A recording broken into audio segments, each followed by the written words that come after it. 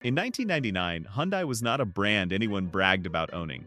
It was the automotive equivalent of a punchline, the car you bought because it was cheap, not because it was good. Reliability was questionable, design was forgettable, and enthusiasm was non-existent. Hyundai didn't represent aspiration, it represented compromise. Fast forward to today, and that perception feels almost surreal. Hyundai now sits near the top of the global automotive hierarchy. Its cars win awards, its designs turn heads, its performance models earn respect from enthusiasts, and its electric vehicles are considered some of the best value options on the market. Along with Kia and Genesis under the umbrella of Hyundai Motor Group, the company has become the world's third largest automaker. This transformation didn't happen by accident. It was the result of 2 decades of deliberate, sometimes risky decisions, focused on 3 pillars: reliability, design, and fun. A rough beginning built on industrial might. Hyundai's automotive story begins in a very different place than most global car makers. The company wasn't founded as a car brand at all. It was born as part of a massive Korean industrial conglomerate that produced everything from cargo ships and steel to elevators and heavy construction equipment. Founded in the aftermath of the Korean War by Chung Ju-young, Hyundai embodied South Korea's push toward industrial self-sufficiency. When Hyundai Motor Company was established in 1968, car manufacturing was simply another extension of that industrial ambition. But building cars is different from building steel beams. During its first 3 decades, Hyundai struggled badly outside its home market. While Japanese automakers were conquering the world with reliable, efficient vehicles, Hyundai was learning the hard way. Early exports were cheap, poorly built, and uninspiring. By the late 1990s, Hyundai had firmly cemented a reputation for being bad, but affordable. Many automakers would have collapsed under that stigma. Hyundai survived largely because its automotive division was supported by the broader industrial empire and because it dominated the domestic Korean market.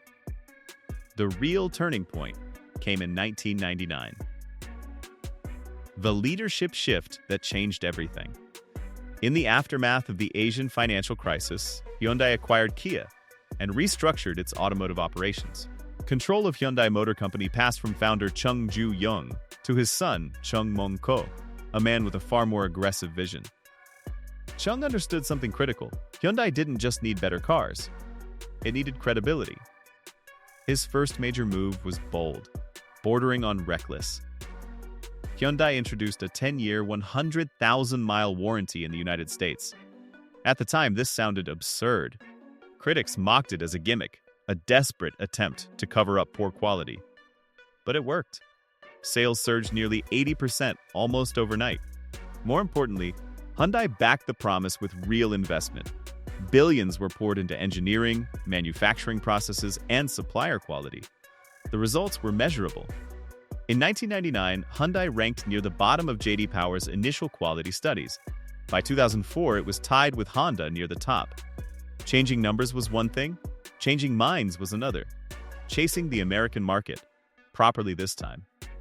Hyundai realized early that it could never become a truly global brand without genuinely winning the United States, so instead of treating America like a distant export destination, it committed to the market in a structural, long-term way.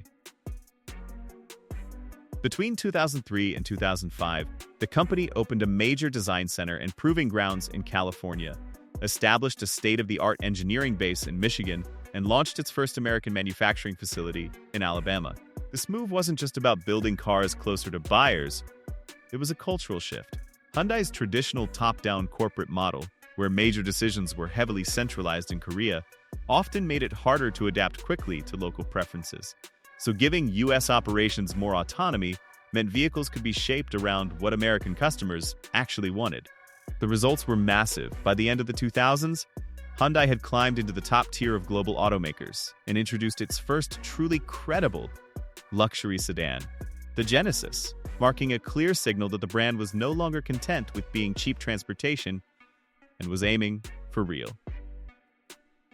legitimacy, hiring talent instead of playing it safe. Hyundai's next phase of evolution came from an aggressive talent strategy. Instead of developing everything internally, the company went shopping for the best minds in the industry. Design was the first battlefield. Hyundai recruited Peter Schreier, the former Audi design chief responsible for the iconic Audi TT. Soon after came senior designers from BMW and other premium European brands. Conservative, anonymous styling gave way to sharper lines and bolder identities. But the real shift came when Hyundai decided to take performance seriously. For years, performance had been dismissed internally as unnecessary. That changed with the hiring of Albert Biermann, the former head of BMW's M division. Biermann wasn't brought in to imitate BMW. He was tasked with making Hyundai cars genuinely engaging to drive. That decision led directly to the creation of Hyundai N in 2015. Proving fun still matters. Hyundai's first major N product, the Veloster N, shocked enthusiasts. It wasn't the fastest hot hatch on paper, but it was raw, playful, and unapologetically driver-focused. A manual transmission was standard. The chassis begged to be pushed. The exhaust crackled with intent. More importantly, it felt honest. The N division expanded rapidly into sedans, crossovers, and eventually EVs. Hyundai proved that fun didn't have to disappear in the age of electrification. The Ioniq 5N, for example, didn't aim to beat Tesla or Lucid on acceleration numbers. Instead, it tried to solve a different problem: EVs that feel sterile. With simulated gear shifts, torque biasing drift modes, and deliberately exaggerated driver feedback, the car polarized opinions, but it made enthusiasts care. Even Porsche later adopted similar ideas for future electric models. Hyundai wasn't chasing benchmarks, it was chasing emotion. Design without fear of standing out. Perhaps Hyundai's most visible transformation is its design philosophy. Rather than using a Russian doll approach where every car looks like a resized version of the same template, Hyundai adopted what designers call a chess set philosophy. Each model looks distinct, yet clearly part of the same family. This approach allowed Hyundai to take risks: the Veloster's asymmetric doors, the Santa Cruz's half-truck identity, the boxy new Santa Fe, the retro, futuristic pixel lighting on its EVs. Not every experiment landed. Some designs were controversial, others confused buyers. But Hyundai accepted that being interesting was better than being invisible. That willingness to experiment culminated in one of the most talked about concept cars of the decade, Hyundai Vision 74. Inspired by the original Hyundai Pony and powered by a hydrogen electric setup, the Vision 74 captured global attention. Not because it was practical, but because it was bold. More importantly, Hyundai has a track record of turning concepts into reality with minimal dilution, engineering setbacks, and owning them. Hyundai's rise hasn't been flawless. The Theta 2 engine failures damaged trust. Cost-cutting decisions led to security issues and widespread thefts. Some quality lapses contradicted Hyundai's progress narrative, but Hyundai responded differently than many competitors. Instead of deflecting blame, it issued lifetime warranties on millions of affected engines, covering even used owners. It compensated customers for towing, rentals, and repairs. It absorbed the cost. Those decisions weren't cheap, but they reinforced credibility. Why Hyundai's success feels different? Hyundai's success feels different because it isn't built on nostalgia, inherited prestige, or decades of motorsport mythology. It's built on execution. The cars are now reliable enough to earn trust, bold enough to stand out, and fun enough to leave a lasting impression. This wasn't an overnight reinvention or a lucky break. It was a slow, deliberate rebuilding of reputation through sustained investment, world-class talent, regional autonomy, and a willingness to take risks while others played it safe.